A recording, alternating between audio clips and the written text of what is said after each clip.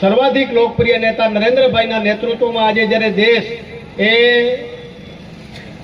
ખૂબ મોટી પ્રગતિ જ્યારે કરી રહ્યો છે, ત્યારે મિત્રો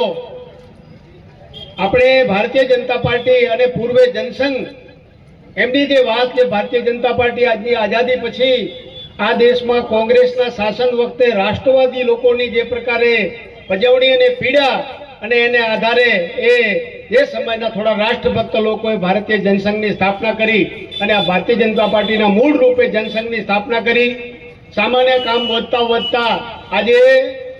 એ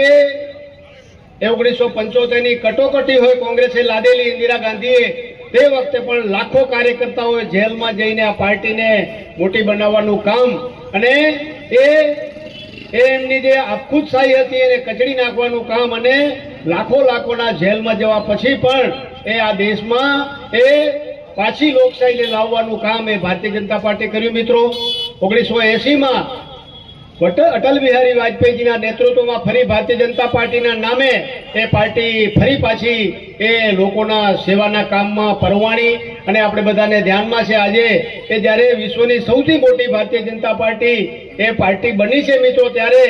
નરેન્દ્રભાઈના નેતૃત્વમાં 10 વર્ષમાં આપણે જે વિકાસના કામો કર્યા છે બધા મિત્રો જોયા છે. આર્થિક રીતે આ દેશને સમૃદ્ધ બનાવવાની વાત હોય તો આપણે બધાને ધ્યાનમાં છે આજે ભારત એ દુનિયાની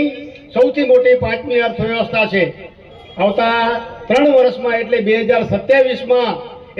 ભારત વિશ્વનું સૌથી મોટું 3જી અર્થવ્યવસ્થા ધરાવતો દેશ બનવાનું છે.